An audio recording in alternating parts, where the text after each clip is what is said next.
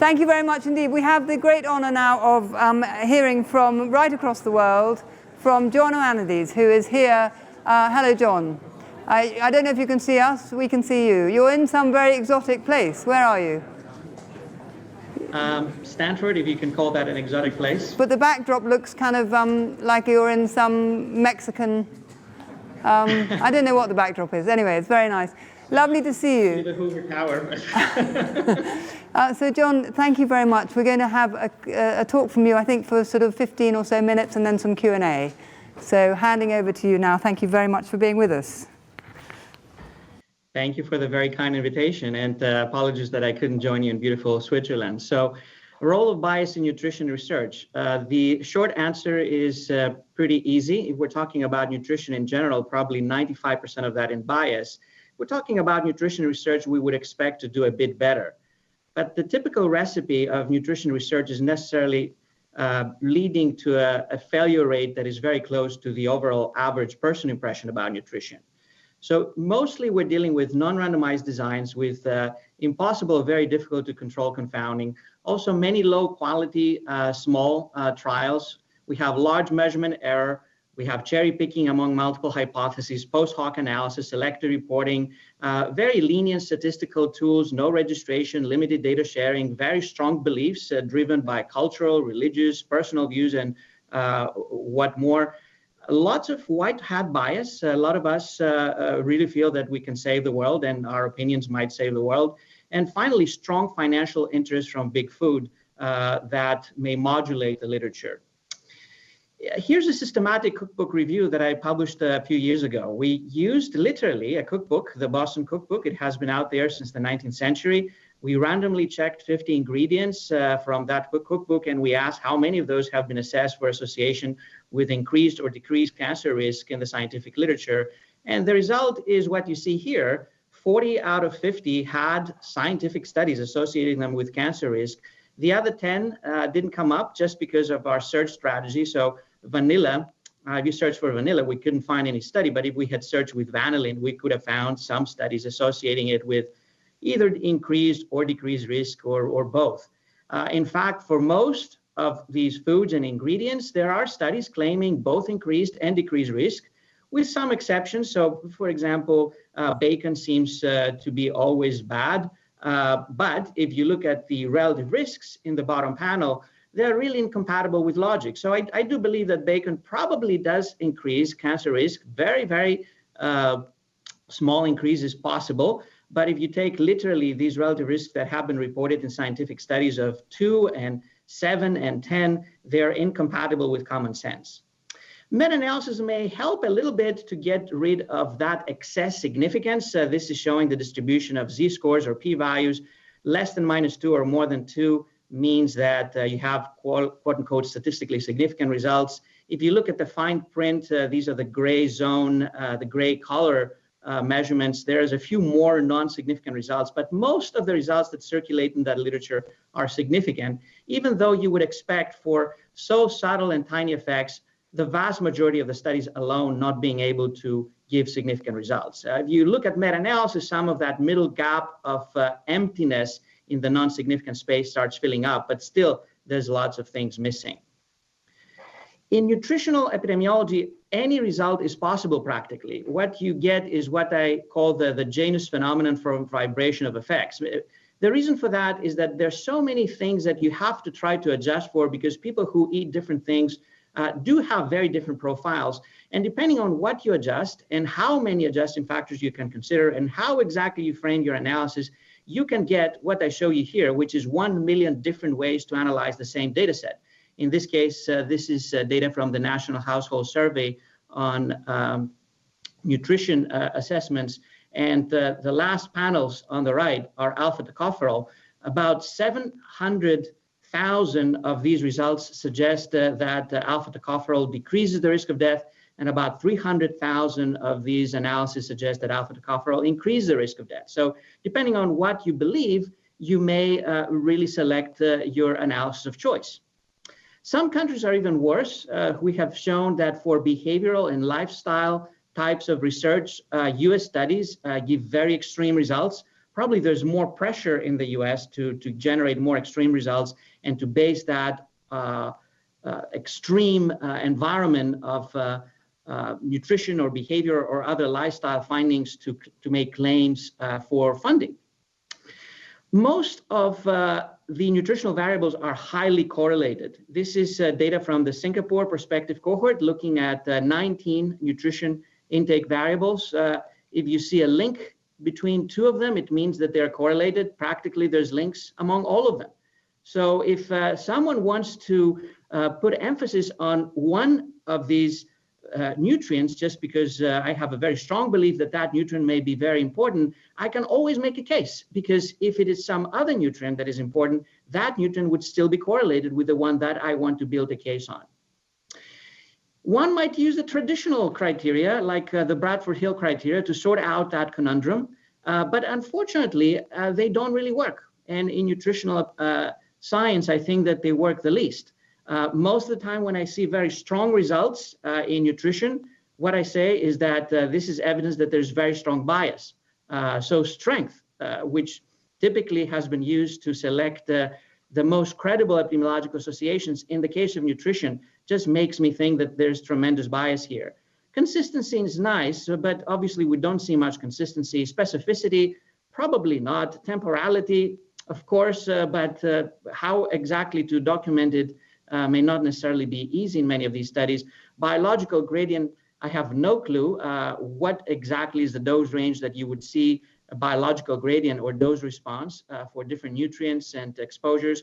Plausibility, anyone can build a case, especially if you're biased. You can easily make a case out of these thousands of studies that are circulating that would fit your needs.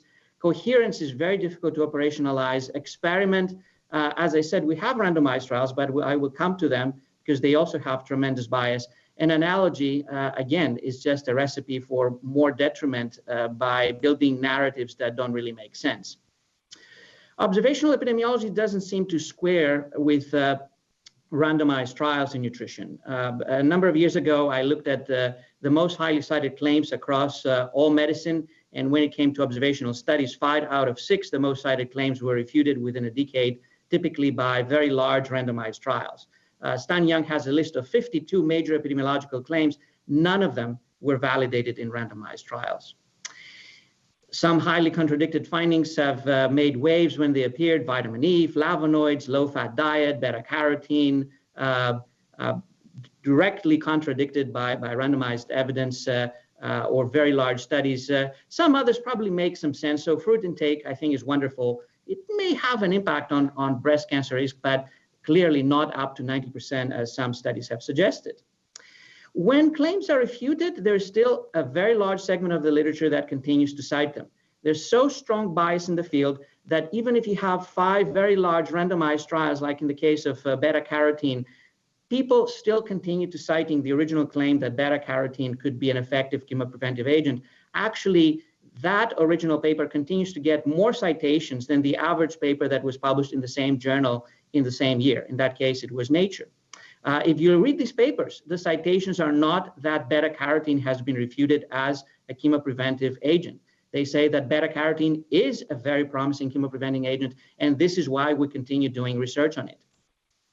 Now, randomized trials have been helpful in the few situations where we have put together resources to run some very large trials with long follow-up and with very strong methods. But the vast majority of them are not really much better than observational information. They're equally biased, sometimes even more biased. The current situation is that we have many small fragmented studies. This is a list of what you will find listed in clinicaltrials.gov, which probably lists 50% or less of the trials that are being done on diet or nutrition. We have several thousands of nutrition trials, but we have learned very little out of them, and they're still susceptible to the very same conflicts and biases and selective reporting forces that you see in observational epidemiology, maybe with a caveat of maybe that being a bit more limited because of registration, and maybe having also the protection of randomization, which nevertheless is not guaranteed. Yesterday or 2 days ago, New England Journal of Medicine retracted Predimed, which is the largest nutrition trial that, one of the big successes supposedly, because the randomization process was entirely subverted. To be honest, after looking at the retracted and republished paper, I'm still not happy that was all that went wrong in that trial.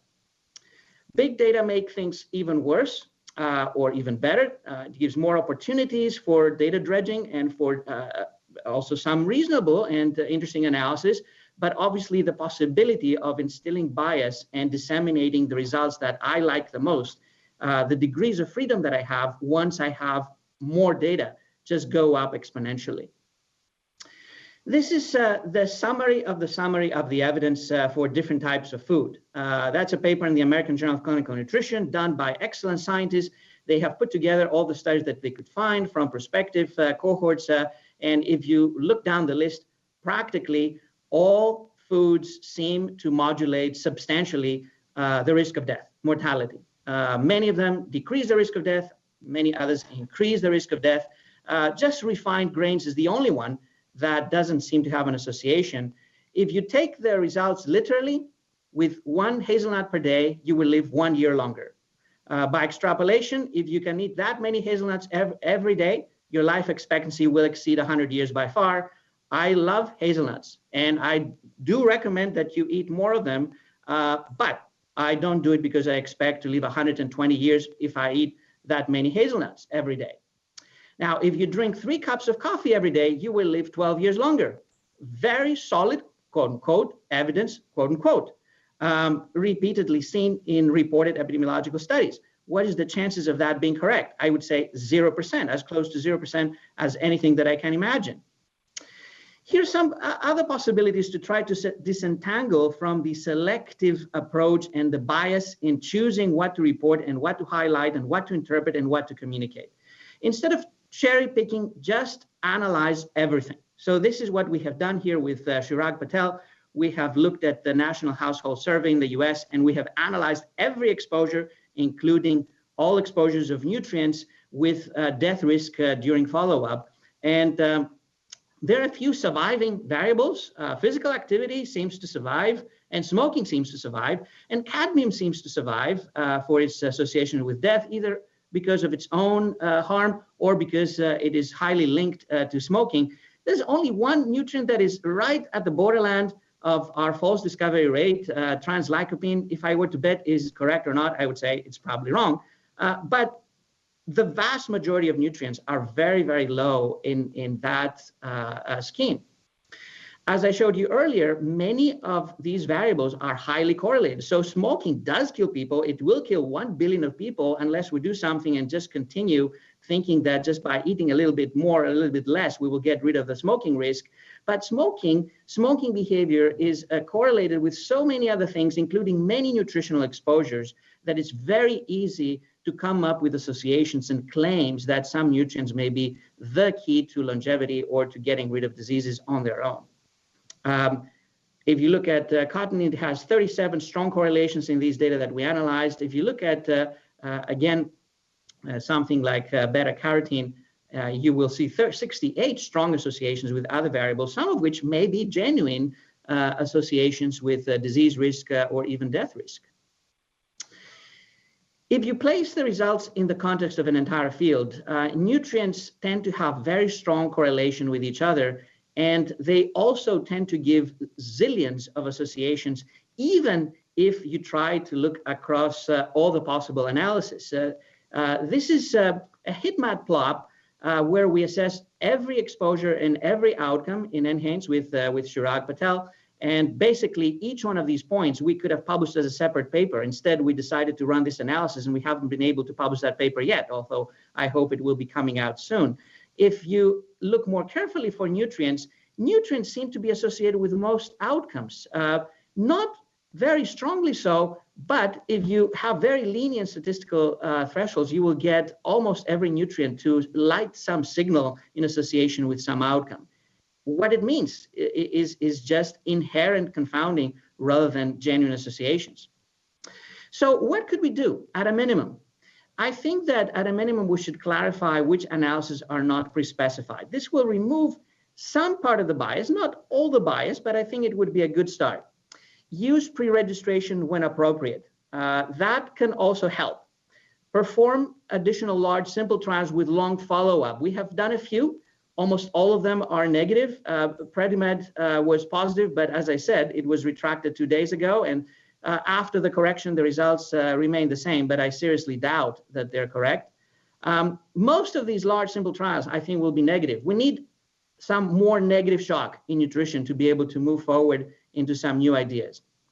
We need to fit a research agenda to small and tiny effects, abandon designs where noise overwhelms the signal. This might mean abandoning most of the research that we currently do with food frequency questionnaires. We know that they're tremendously biased. We know that they're tremendously inaccurate. What other methods will replace them with? I think that there are tools that are being piloted, and actually more than piloted at the moment, that we can measure exactly the exposure, like taking photographs of food and try to integrate what exactly is contained within them. It's not going to be easy. Maybe the noise will be more than the signal most of the time, if not all the time. I feel very strongly that data should be shared publicly by default. I think it's unacceptable that Predimed data are not shared by default to every investigator who wants to take a look at them. It's great that the investigators audit them, but I think that others should take a look. Share in advance protocols when protocols exist. Very often protocols do not exist. Protocols are shaped at a lab meeting when you have an investigator who is sitting with his fellows, and the fellows present the tables of the next paper to be published, and the investigator just says, I don't like this result because it doesn't really fit to what I believe. Come back next week with some other analysis, with some other adjustments. That's not a protocol. That's not control of the science. It's spurious control of the science. Very important, disclose financial and non-financial conflicts. We have very strong interest in the fields. We're talking about hundreds of billions of dollars at stake from big food, but we also have tremendous interest from people who have very strong beliefs, including myself. Perhaps sometimes I may have very strong beliefs, for example, that there's so much bias. I may be wrong. But you know that I have written about that repeatedly. In other cases, maybe this is not so visible. Maybe people have agendas, nonprofit organizations, foundations. They have built hospitals that focus on promoting nutrition and preventive medicine. They publish books. Some of them are bestsellers, and they make millions of dollars out of sales of these books that are mostly nonsense. We should know about that.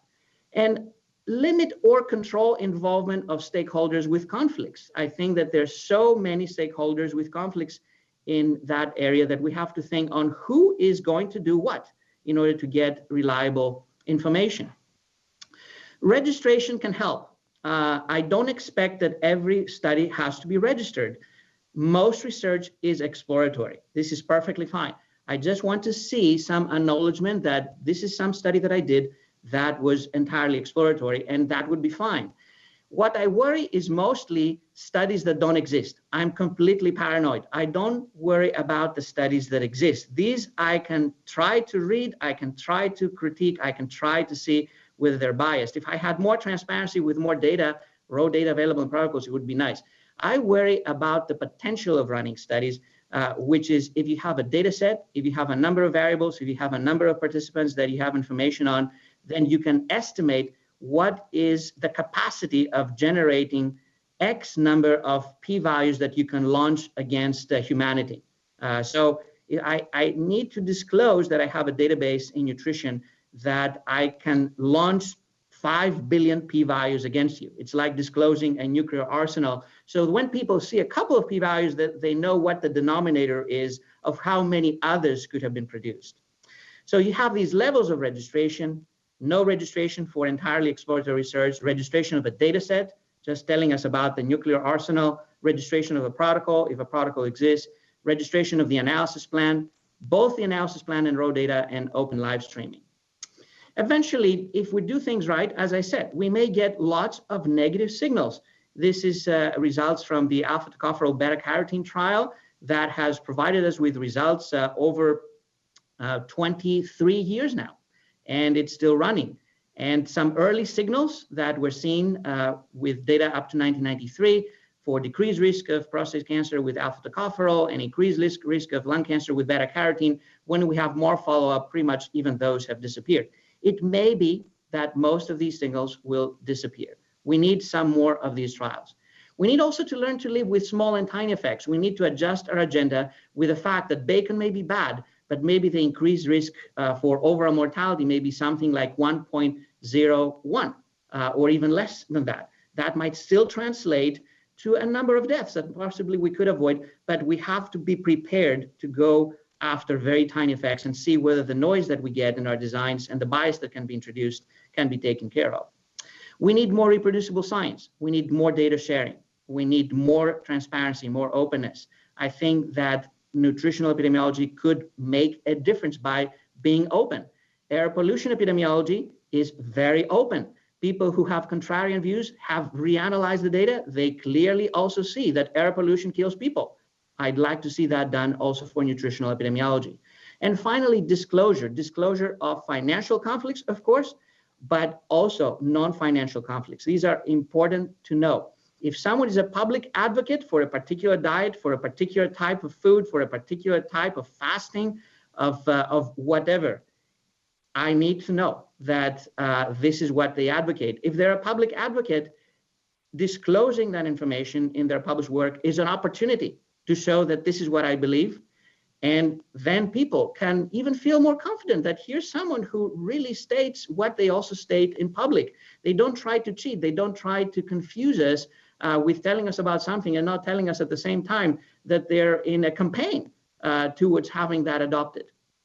To conclude, most current evidence on nutrition at the population level is hopelessly biased and unreliable.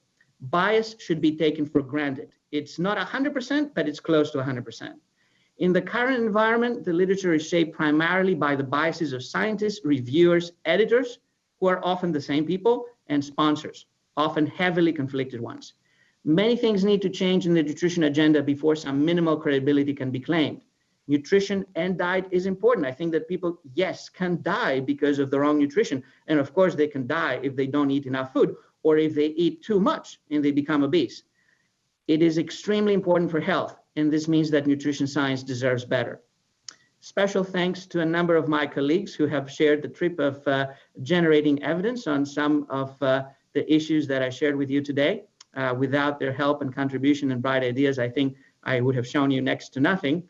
And special thanks to you for listening from a distance.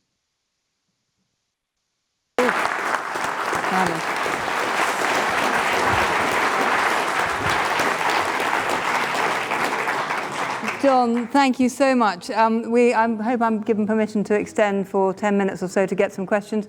So if you would like to raise your hands, the microphones will come your way. And we have already one question here. And where are some other questions? One question there. So go ahead, please. Yes. And then one here. Do stand and introduce yourself. Hello, my name's Sam Robson. I'm from Temple Medical in Aberdeen. Just a very quick question. How did you randomly choose 50 ingredients?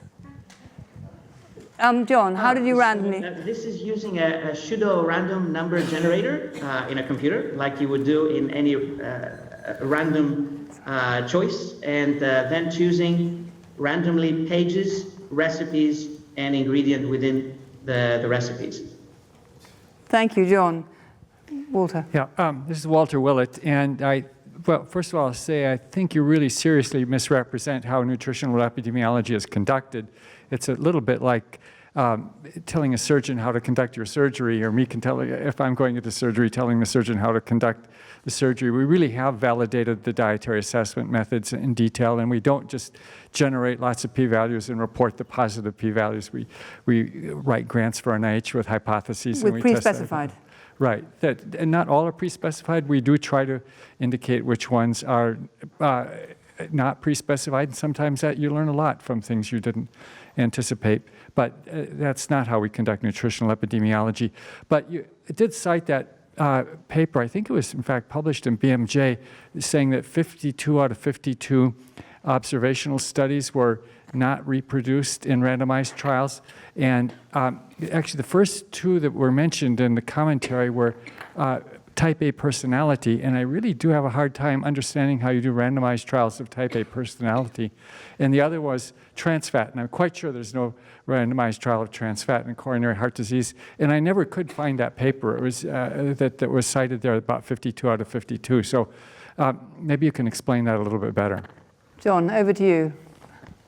Yes, I think that there's different views about nutritional epidemiology, and I have great respect for your work and all that you have done to try to standardize and validate nutritional epidemiology. I think that we have to acknowledge that despite these efforts, food frequency questionnaires, their error rate, plus adding the component of being self-reported information, the noise is just much larger than the signal. I mean, I think that we have seen that repeatedly. I think that there's many papers that show that some of these data are incompatible with physiology or incompatible with life.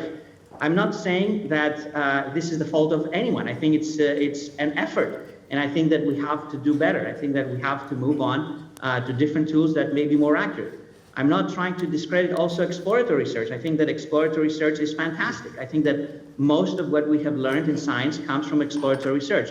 But we need to be very clear about what is exploratory and what is pre-specified. Very little in nutrition epidemiology is pre-specified in a way that is fully determined how exactly the analysis and how exactly the reporting is going to be done. The degrees of freedom are just tremendous, and just having funding from NIH means absolutely nothing in terms of whether there's pre-specification. It just means that people are very well connected to get that funding, even without specifying the type of research that they're doing. Now, in terms of the 52 studies, this is a paper by Stan Young. It's not in the BMJ. It doesn't include type A personality, and it includes mostly lifestyle interventions. Many of them are nutrition supplementation. I think that the record is really very, very strong that there is very poor concordance between the observational data and randomized trials. There's some concordance between some other observational data in nutrition and some small randomized trials with surrogate outcomes, with short follow-up, with messy analysis that is not necessarily better than what has been done in nutritional epidemiology as a whole. So I think that nutritional epidemiology is a great field. It's very important to move forward. We need to move forward because people are dying because of the wrong choices, and we're not telling them much about what to do because we really don't know what to tell them, or what we tell them is largely wrong. Thank you very much. Question here. Hello, I'm Adele Height. I'm a grad student at NC State in North Carolina. My question is, so we're seeing a lot of discussion of randomized control trials versus nutrition epidemiology. And I remember reading a piece of yours about evidence-based medicine being hijacked. So what I'm trying to think about this problem from the other angle, what about practice-based evidence? And what are the things that we need to do as clinicians to try and get what is done in clinics every day with real people into the literature? Thank you. I think that it's important to have more input from clinicians and from people who see patients on a daily basis in real life, and use that insight to design the research agenda. Even if we had some solid evidence on nutrition, we would still have very limited information on how exactly to implement that in real life, because there's so many voices, there's so many sources of information and misinformation. And unfortunately, clinicians gradually lose also their credibility because, as I said, there's that hijacking of medicine by people who are conflicted for various reasons. We still have an opportunity. I think that we need to sit at the same table, have researchers in nutrition, have clinicians, and try to come up with some research agenda that focuses on implementation on that patient encounter with the clinician on a daily basis. I think we have very little of that. People get mostly misinformed about nutrition and many other things. They get very little personal information with their own physician. Thank you, John. Questions are coming thick and fast. There's there, and there's Mike. Could we get a microphone for the lady here when there's one free? So, yeah, go. I'm Berit Heidmann from Copenhagen University. I want to thank you for bringing up the issue with the strong advocates, the missionaries, the strong believers, Because I do think in many of our scientific meetings, they tend to populate a lot of these meetings, and that I think prohibits real science going on and being promoted in an unbiased way. So this is more comment to thank you for that. John, hold the response to that because we'll just hear from Tim. Just introduce yourself. John, it's Tim Spector. Hello there. You've commented before on genetic epidemiology in a rather critical way, particularly on laboratory studies and early candidate gene studies. And the pharmaceutical studies as well have come under scrutiny. So how do you sort of rank nutrition compared to all these? Because it's in a way easy to pick holes in all these fields. Some have inherent problems with actually measuring the inputs. And nutrition is notoriously hard to measure. You can't easily do it in grams or a pill. So how do you measure these up against each other, the different areas? John. So genetic epidemiology, as compared to nutritional epidemiology, has made some major moves that make it far more credible. And yes, the measurement component may be part of the story because, of course, we have very accurate measurements in genetics, while despite valiant efforts, we don't have equally accurate measurements in nutrition. But there's far more than that. I think that there's a tradition of sharing, of openness, of transparency, of cumulative knowledge in genetic epidemiology that has really transformed the field.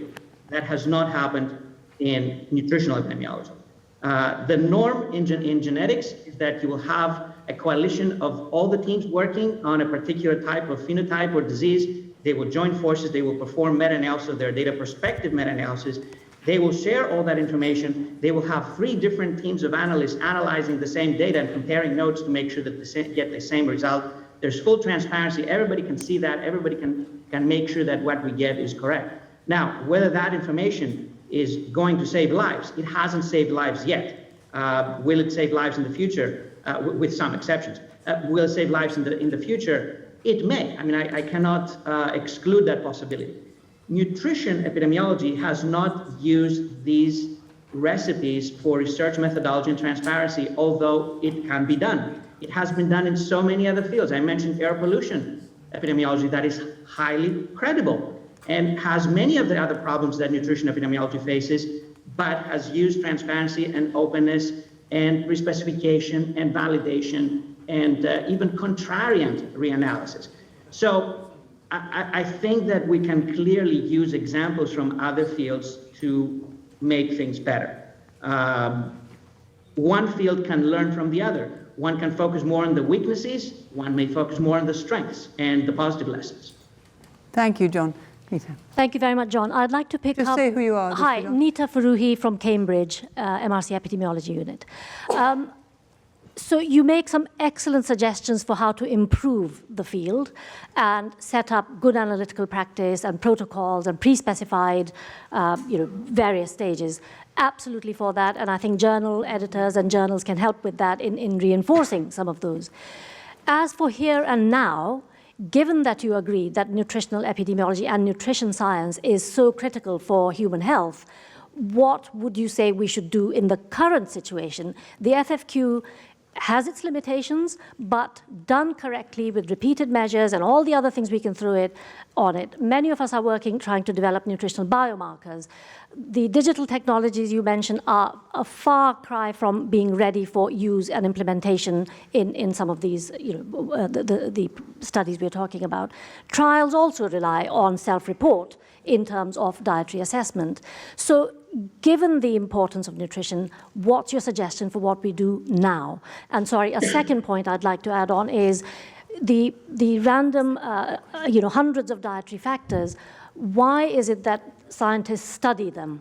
Because people are interested in, will this individual nutrient or factor affect my cancer risk or whatever risk? So what's your solution for that too? Thank you. John. So the solutions that I would propose are the same as I mentioned during the talk. I would want to see more large, long-term randomized trials. Even though they do have the problem with self-report, they do study intention. which is really what matters. Because if we're going to make a public health impact, we need to study what the impact of our intention to change the behavior in a particular way, or the nutrition or the diet in a particular way. Yes, there will be people who will tell us that they do that, but they don't do that, and others who will switch, and others who will not be able to adhere, but that's still pragmatic. It's telling us if we tell people to do something, what will we get at the end of the day? And it could be that some of these trials do show us some beneficial effects, especially if we're talking about not single nutrients, but big changes in their diet profile. I'm very eager and very willing to see some substantial effects, and I would be the most happy person on earth to see that. For existing epidemiological studies, I think that we need openness. I think the data need to become available. They need to be standardized. They need to be combined in the same way as you see with genetic epidemiology, as Tim suggested. And I think that we can still learn something about removing some of the biases, not all of the biases, but at least some of the biases. It's not very clear to me if you have 5 biases that are major in that field, which is the relative contribution of each one of them. If we can get rid of those that we can control, and we have the recipe to control, if we go down the path that has been followed in genetic epidemiology, we will know whether the rest are so difficult or insurmountable, or they are less important than the others. We need better measurement tools. I think that, yes, digital technology is not yet 100% ready, but I think we need more of that. I think that since we know that there's such huge complexity in nutrition, since there's tens of thousands of people, tens of thousands of different chemicals that people may digest and eat, we need to model that very carefully. We need not to ignore the complexity of the system. If we continue doing what we do, it would be the equivalent of just studying the genome with like genome scans of the 1980s and 90s, when we had 200 microsatellite markers and we were trying to understand the genetic risk of disease. And obviously we got absolutely nothing, maybe with one exception of ApoE. That was it. Out of the tens of thousands of associations that we have validated at the moment very, very carefully and with very strong evidence. So we have lots of things to do. It's not that it is a lost cause. And I think that we have lots of excellent scientists who have worked on these data and know their limitations and are ready to take the next step. I just want to see that next step taken. Thank you. And we have a last question because we must finish. The lady there has been very, very patient. Good afternoon. Mayra Rastrollo from University of Navarra.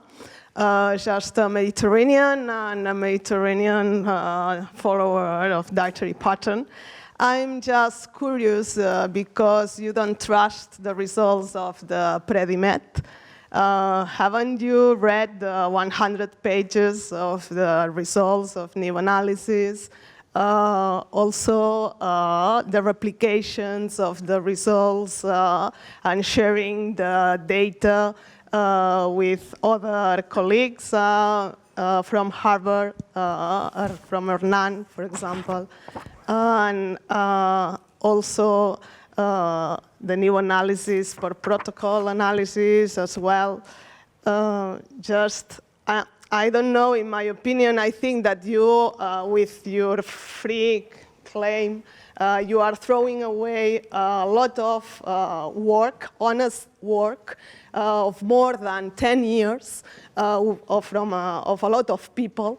So just, I'm curious. If anyone has any doubt about the new results of the Predimed, please visit predimed.es, and you can see also the explanations and the Q and answers from. And you're not involved in Predimed?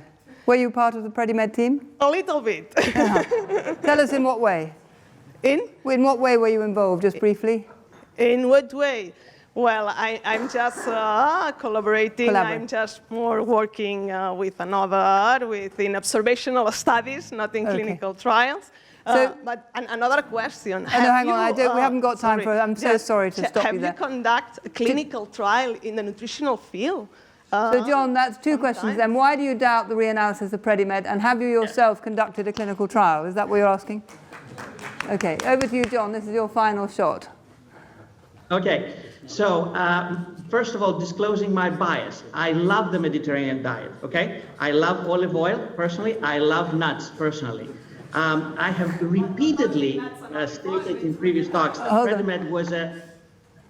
Carry on, John, carry on. Okay, that Predimed was a wonderful trial, and it was a great opportunity to perform a randomized trial with long-term follow-up, with clinical outcomes. So I was one of the big fans of Predimed, and I have repeatedly stated that both in talks and in writing. However, I have looked at the data myself, at least the published data, and if you just type Predimed, there's 273 publications. If you look at these data, my impression is that much of that evidence that is reported is incompatible. What was reported that led to the retraction of the paper was a problem. It was a statistical technique that was applied to the baseline data. Then there was an audit by your team that showed that there were some major problems in the randomization. Some of them are really very hard to believe. And if you have a situation where someone is randomizing an entire village and calls that randomization in an individual randomized trial, I have every right to believe that there's more problems that may have happened in the conduct and the analysis of the trial. I feel insecure. I feel even betrayed because I have trusted that Predimed was really a great trial in the past. And I think that these corrections that were in the reanalysis and in the republication of the trial do not really explain the problem with the baseline characteristics being equal. Anyone with any statistical knowledge realizes that the type of problem that was detected would not have led to this type of baseline characteristics being equal.